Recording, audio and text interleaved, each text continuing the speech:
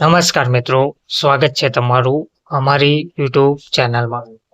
મિત્રો, આંગણવાડી તેમજ પ્રાથમિક શાળાઓમાં વેકેશનને લઈને મહત્વની અપડેટ સામે આવી રહી છે. દિવાળી વેકેશન એલર્ટ 21 દિવસની રજા પ્રાથમિક શાળાઓમાં જાહેર કરવામાં આવી છે અને આંગણવાડીઓમાં 8 દિવસની રજા જાહેર કરવામાં આવી રહી છે. તો પરિપત્ર મુજબ આપણે સમજીએ. સૌથી પહેલા ગુજરાતની શાળાઓમાં દિવાળીની 21 દિવસની રજા જાહેર કરાઈ છે, જે 6 નવેમ્બરથી શાળાઓ ફરી ખુલશે અને બોર્ડની પરીક્ષાઓ ક્યારે યોજાશે તે પણ આજના વિડીયોમાં આપણે જોઈએ.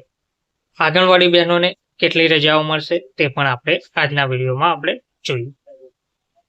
તો વિગતવાર માહિતી જોઈએ તો Diwali vacation 2025 in Gujarat school and anganwadi. તો ગુજરાત માધ્યમિક અને ઉચ્ચતર માધ્યમિક બોર્ડ 2025-26 શૈક્ષણિક વર્ષના કેલેન્ડર પ્રમાણે ગુજરાતની શાળાઓમાં 16 ઓક્ટોબરથી 5 નવેમ્બર 2025 સુધી 21 દિવસની દિવાળીની રજા રહેશે. જે પછી બીજું શૈક્ષણિક સત્ર 6 નવેમ્બર 2025 થી 3 મે 2026 સુધી કાર્યરત રહેશે, જેમાં 144 દિવસ રહેશે.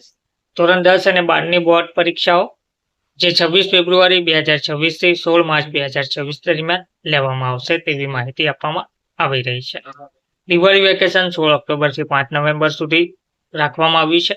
ગુજરાત બોર્ડના 2025-26 શૈક્ષણિક વર્ષના કેલેન્ડર પ્રમાણે જોઈએ તો પ્રથમ શૈક્ષણિક સત્ર 9 જૂનથી 15 ઓક્ટોબર 2025 સુધીનું છે, જેમાં 105 દિવસ છે. ત્યારબાદ 16 ઓક્ટોબરથી 5 નવેમ્બર 2025 સુધી 21 દિવસની દિવાળીની રજા રહેશે. બીજું શૈક્ષણિક સત્ર 6 નવેમ્બર 2025 થી 3 મે 2026 સુધી રહેશે, જેમાં 144 દિવસ રહેશે. આ પછી 4 મે થી 7 જૂન સુધી 35 દિવસનું ઉનાળુ વેકેશન રહેશે અને શૈક્ષણિક વર્ષ 2026-27 8 જૂન 2026 થી શરૂ થશે તેવી માહિતી આપવામાં આવી રહી છે.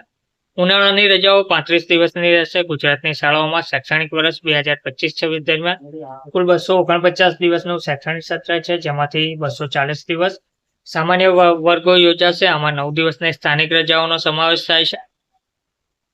21 દિવસની દિવાળીની રજા, 35 દિવસની ઉનાળાની રજા, 15 દિવસની તહેવારની રજાઓ અને 9 દિવસની સ્થાનિક રજાઓ, કુલ 80 દિવસની રજાઓ મળવાપાત્ર રહેશે.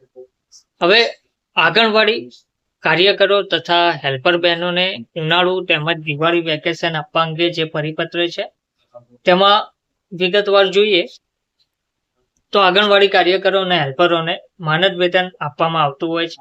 તેઓને હક રજા કે વેકેશન જેવી સુવિધાઓ આમ તો મળતી નથી, તેથી તેઓને વર્ષ દરમિયાન ઉનાળામાં તેમજ દિવાળી ઉપર વેકેશન આપવા અંગે વંચાણે લીધેલ એકથી ઉનાળુ વેકેશન તથા દિવાળી વેકેશન આપવાનું ઠરાવવામાં આવેલ હતું.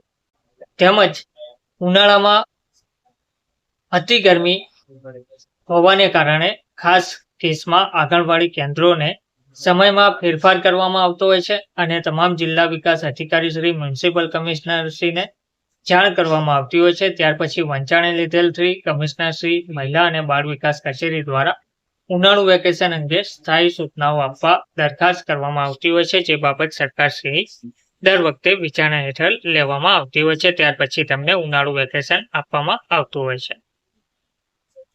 તો પુખ્ત વિચારણાને અંતે રાજ્યના આંગણવાડી કાર્યકરો અને હેલ્પર બહેનોને જે વેકેશનનો સમયગાળો છે તે નીચે મુજબ ઠરાવવામાં આવતો હોય છે, જેમાં ઉનાળુ વેકેશન 15 દિવસનું રાખવામાં આવતું હોય છે, જે લગભગ મે મહિનામાં આપવામાં આવે છે.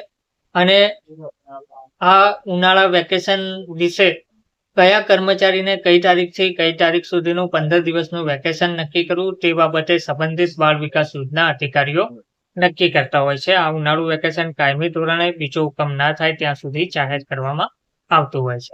હવે વાત કરીએ દિવાળીના તહેવારો માટેનું વેકેશન. તો આંગણવાડી કાર્યકરો, તેડાગર બહેનોને દિવાળીના તહેવારો માટે જે વેકેશન આપવામાં આવે છે તે 8 દિવસનું આપવામાં આવતું હોય છે. દર વર્ષે દિવાળીના તહેવારોમાં આગળના 2 દિવસ અને પાછળના દિવસ એટલે કે ધનતેરસ થી લઈને બેસતું વર્ષ એમ 4 દિવસ અને આ સમયગાળાના આગળના 2 અને પાછળના 2 દિવસ, આમ કુલ 8 દિવસ વેકેશન કાયમી ધોરણે બીજો હુકમ ના થાય ત્યાં સુધી જાહેર કરવામાં આવતું હોય છે. તો વેકેશનના સમય દરમિયાન જો કોઈ તાલીમ ચાલુ હોય તો તેવા આંગણવાડી કાર્યકર તેડાગર બહેનોને વેકેશનનો લાભ મળવાપાત્ર રહેતો નથી તેવું જણાવવામાં આવ્યું છે. તો દિવાળીમાં આંગણવાડી કાર્યકર તેડાગર બહેનોને 8 દિવસનું દિવાળી વેકેશન આપવામાં આવશે તેવી માહિતી આપવામાં આવી રહી છે. ધન્યવાદ.